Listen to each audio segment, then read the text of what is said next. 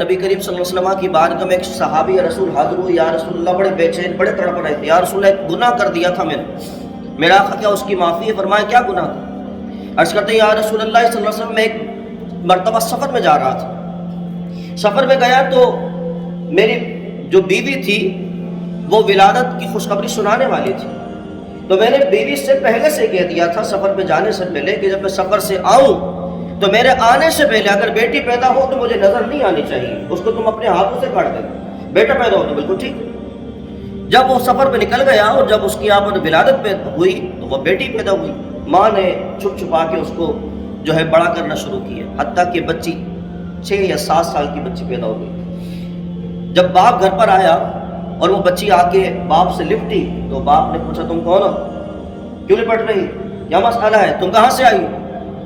تو باپ کے سوال پر اس بیٹی نے جواب دیا بابا جان میں آپ کی بیٹی ہوں، صاحبزادی ہوں۔ شوہر تنتناتا ہوا بیوی کے پاس گیا اور اس سے پوچھا میں نے کہا نہیں تھا کہ سفر پر میں جا رہا ہوں، اگر بیٹی پیدا ہو اپنے ہاتھوں سے درگور کر دیں، اس کی شکل نہیں دیکھنا چاہتا، اور اگر بیٹا پیدا ہو تو اس کے بعد بالکل ٹھیک ہے۔ بیوی نے کہا کہ ہو گئی تھی، اب میں کیا کروں، یہ جان ہے اللہ تبارک و تعالیٰ کی طرف سے، میں کیسے اس کو مار سکتی ہوں؟ کہا تم سے نہیں ہوگا، میں کرتا ہوں یہ کام۔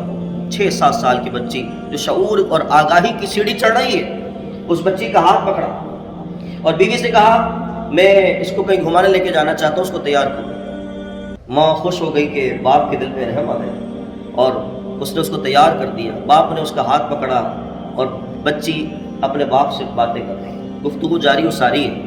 باپ کہتا ہے میں تجھے تیری نانا کے گھر پہ لے کے جا رہا ہوں۔ بچی خوش ہے، بڑی خوش ہے، خوشم خرم جا رہی۔ ایک چٹیل میدان آیا، باپ نے وہاں پر بیٹی کو کھڑا کر دیا، گڑھا کھودنا شروع کر دیا۔ بیٹی نے کہا بابا کیا کر رہے ہیں؟ کہا میں کھیل کھیل رہا ہوں۔ بیٹی خوش ہو گئی کہ باپ میرے مجھ سے کھیل رہا ہے۔ مٹی گڑے کی اس کی داڑھی پر پڑتی تھی، وہ خود عرض کر رہے ہیں یا رسول اللہ یہ سارا کام مس ہوا۔ جب داڑھی پر اس باپ کی داڑھی پر جب مٹی پڑ رہی ہے تو بیٹی اپنی چادر سے اس کی داڑھی کو صاف کر رہی ہے، کبھی اس کے ماتھے کو چومتی ہے، کبھی پسینے کو صاف کرتی ہے، پیار کر رہی ہے۔ جب گڑھا کھد گیا تو باپ نے بیٹی کو گڑھے میں اتارا۔ بیٹی نے پوچھا بابا جان کیا کر رہے ہیں؟ کہا میں تجھے مار رہا ہوں۔ بیٹی رونے لگی اور اس نے کہا کہ آپ مجھے کیوں مار رہے ہیں، مجھے میرا جرم کیا ہے؟ کہتے ہیں جرم یہ ہے کہ تو بیٹی ہے، تو عورت ہے، تو ہمارے لیے ذلت کا نشان ہے، اس وجہ سے میں تجھے زندہ درگور کر رہا ہوں، مار رہا ہوں۔ بیٹی نے ہاتھ جوڑ کے عرض کیا بابا جان میں کوئی خواہش تجھ سے نہیں کروں گی، میں تجھ سے کوئی زندگی میں کوئی سوال نہیں کروں گی، تجھ سے نہ کپڑے مانگوں گی نہ کوئی خواہش کروں گی، بس تو مجھے چھوڑ دے، میں تیرا خیال میں رکھوں گی۔ باپ پھر بھی نہ مانا۔ بیٹی نے پھر کہا بابا جان اگر آپ مجھے اپنے پاس ہی رکھتے کہیں چھوڑ کر آ جائیے لیکن نہ ماریے۔